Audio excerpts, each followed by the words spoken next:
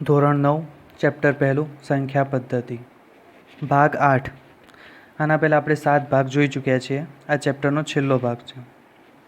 જો મિત્રો, આપણે જાણીએ છીએ 5 × 5 બરાબર શું થશે? 5નો વર્ગ પણ લખી શકાય અને 25 પણ લખી શકાય. 2 વાર 5નો ગુણાકાર છે. 5 × 5 × 5 3 વાર 5, 5નો ઘન પણ લખી શકાય. પચું 25 50 125 પણ લખી શકાય. 5 × 5 × 5 × 5 તો 5 4 વખત ગુણ્યા છે માટે 5ની 4 ઘાત. જો આ રીતે પણ લખી શકાય. આને આ સંખ્યાને સમજીએ તો 5 એ શું કહેવાશે? મૂળ સંખ્યા અથવા આધાર અથવા બેઝ. અને 4 એ શું કહેવાશે? એની ઘાત. એટલે આ કહેવા શું માગે છે કે 5 એ 4 વખત ગુણાયેલા છે. જો આના ઉપરથી આપણે થોડાક નિયમો જોઈએ જે આપણે પહેલાં ભણી ચૂક્યા છીએ નીચલા ધોરણમાં. એની એક્સ ઘાત ગુણ્યા એની વાય ઘાત. ઘાત અલગ અલગ હોય અને આધાર સમાન હોય તો શું થશે? ઘાતનો સરવાળો. એ એક્સ વત્તા વાય ઘાતનો સરવાળો કરો અને આધાર એનો એ જ લખો. બીજું જોઈએ, એની એક્સ ઘાત ભાગ્યા એની વાય ઘાત. આધાર સમાન હોય અને ઘાત અલગ અલગ હોય તો અને ભાગાકાર હોય તો શું થશે? ઘાતની બાદબાકી. એ જ પ્રમાણે જોઈએ ત્રીજું,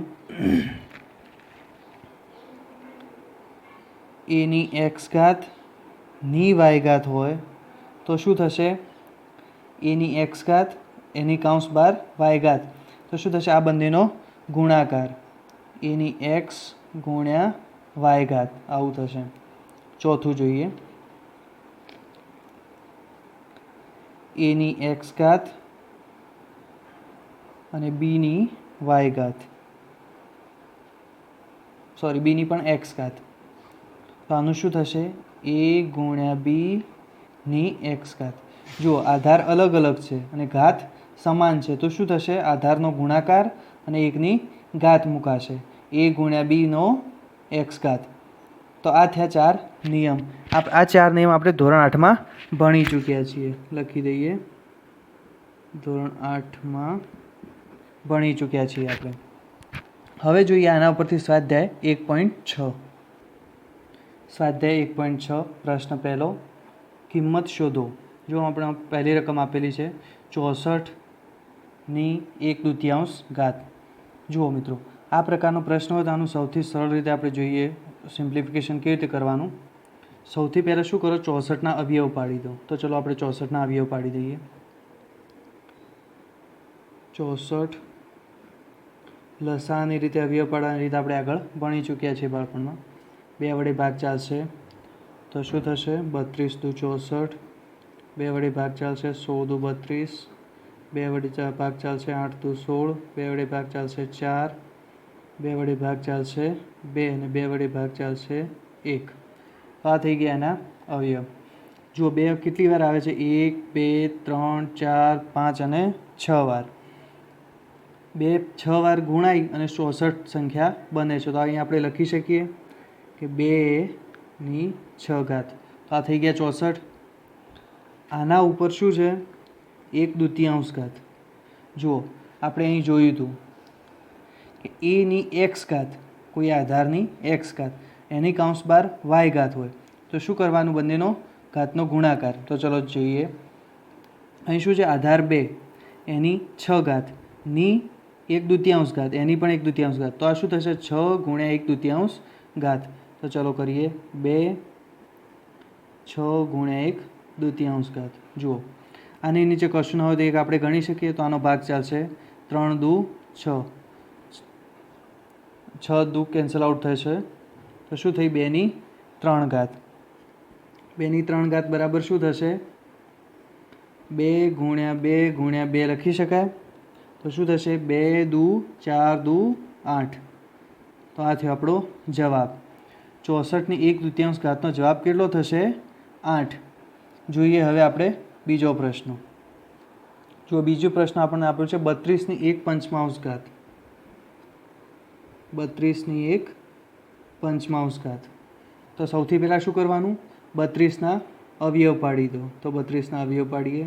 2 16 2 8 8 દુ 16 16 દુ 32. 2 4 2 2 2 1। તો તમે જુઓ 2 દુ 4 દુ 8 દુ 16 દુ 32।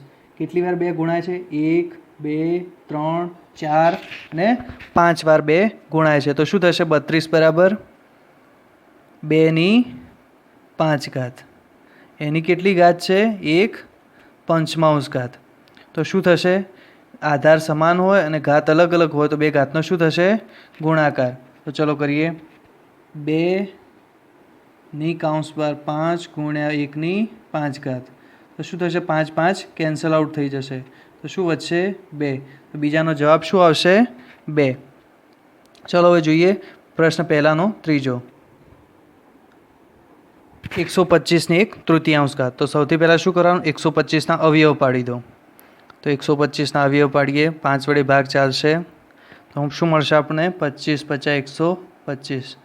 5 વડે ફરી ભાગ ચાલશે 55 55 25। 5 વડે ભાગ ચાલશે 1। તો શું મળ્યું આપણને? 5 ત્રણ વાર ગુણાયેલા છે તો શું લખી શકીએ આપણે? 5/3 ઘાત। એની કૌંસ બહાર કેટલી ઘાત થશે? 1/3 ઘાત। હવે આને જોઈએ। કૌંસની ઘાત 1 હોય, આધાર 1 હોય અને એના ઉપર ઘાત હોય ને એના ઉપર પણ ઘાત હોય તો શું થશે? બંને ઘાતનો ગુણાકાર। આપણે આગળ જોઈએ પ્રમાણે 5/3 ગુણ્યા 1/3 ઘાત। 3 3 કેન્સલ આઉટ થઈ જશે। શું વધ્યું? 5। આ થશે આપણો જવાબ। હવે જોઈએ પ્રશ્ન 2। કિંમત શોધો। પ્રશ્ન 2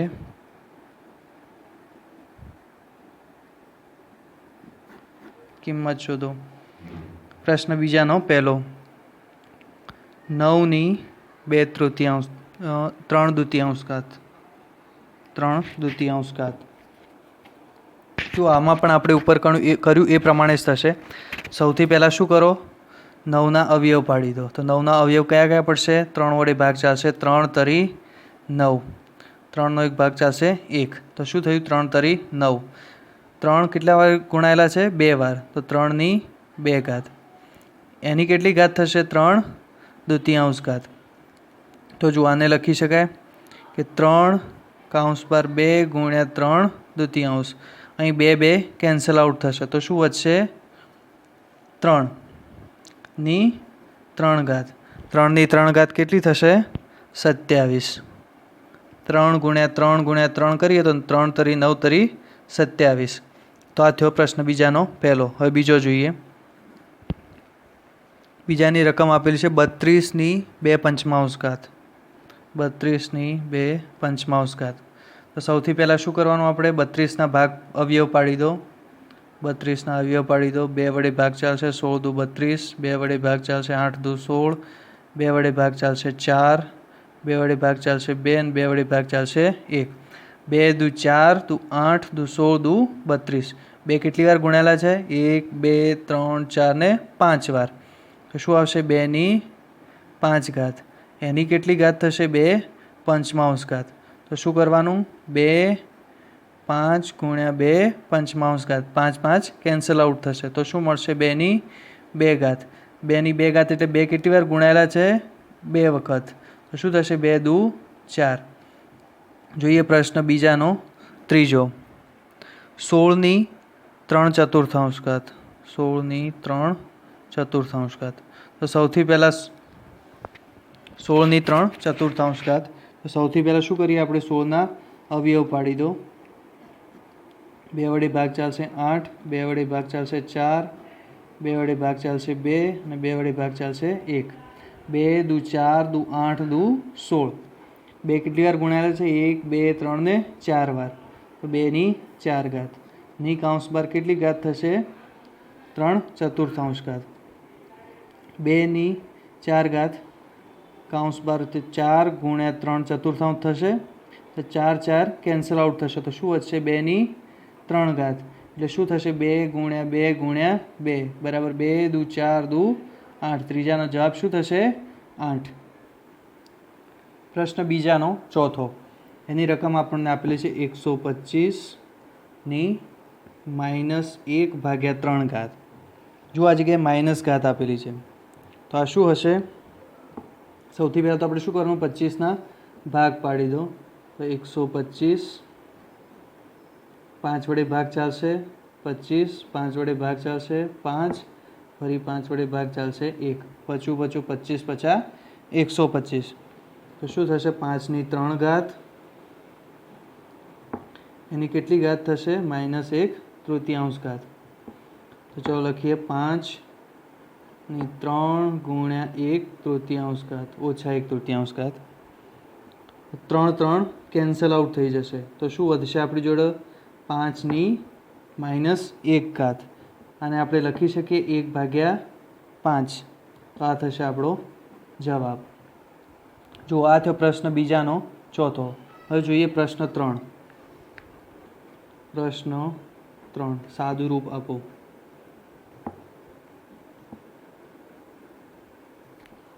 પ્રશ્ન ત્રીજાનો પહેલો. 2ની 2/3 ઘાત ઇન્ટુ 2ની 1/5 ઘાત. જુઓ આમાં આપણે આગળ જોયું હતું એ પ્રમાણે શું છે? આધાર સમાન છે, 2 2, ઘાત શું છે? અલગ અલગ. આધાર સમાન હોય અને ઘાત અલગ અલગ હોય તો શું થશે? બંનેનો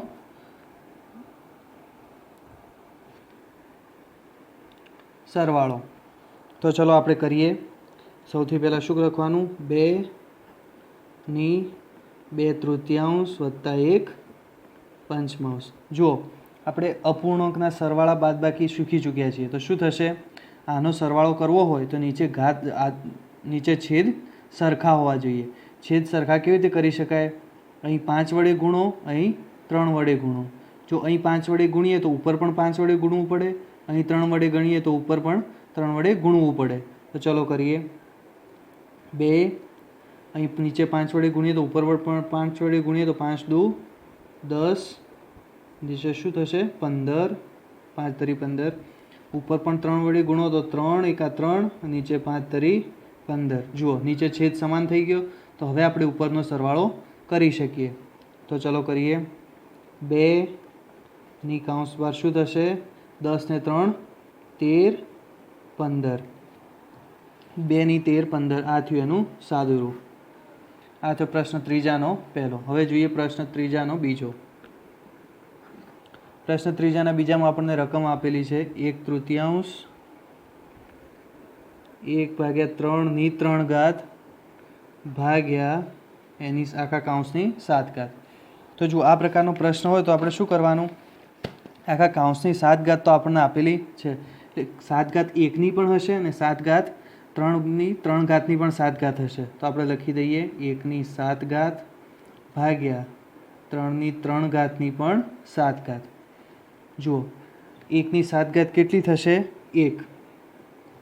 3ની 3 ઘાત જો આપણે લખ્યું હતું કે એની x ઘાત એની પણ y ઘાત હોય તો શું કરવાનું? આ બંનેનો ગુણાકાર. તો શું થશે? 3ની ઘાતમાં 3 ગુણ્યા 7 બરાબર 1 ભાગ્યા 3 તરી 7 તરી 21, 3ની 21 ઘાત. આ થયો એનો જવાબ. ચલો હવે જોઈએ ત્રીજો પ્રશ્ન. ત્રીજામાં આપણને રકમ આપેલી છે 11/11. 11ની 1/2 ઘાત, નીચે 11ની 1/4 ઘાત. જુઓ આધાર સમાન છે, ઘાત અલગ અલગ છે અને બંનેનો ભાગાકાર. જો ઘાત આધાર સમાન હોય, ઘાત અલગ અલગ હોય અને બંનેનો ભાગાકાર હોય તો શું થશે? ઘાતની બાદબાકી. તો ચલો કરીએ. 11 1/2 ઓછા 1/4. જુઓ અપૂર્ણાંકના સરવાળા બાદબાકી આપણે શીખી ચૂક્યા છીએ. નીચે છેદ સમાન હોય તો ઉપરનાની બાદબાકી થઈ શકે.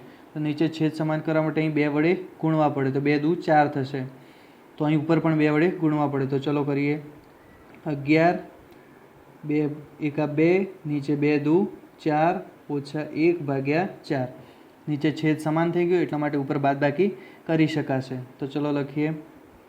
11 2માંથી 1 જાય તો 1/4. 11ની 1/4. આ થયો આપણો પ્રશ્ન ત્રીજાનો ત્રીજો. હવે જોઈએ પ્રશ્ન ત્રીજાનો ચોથો.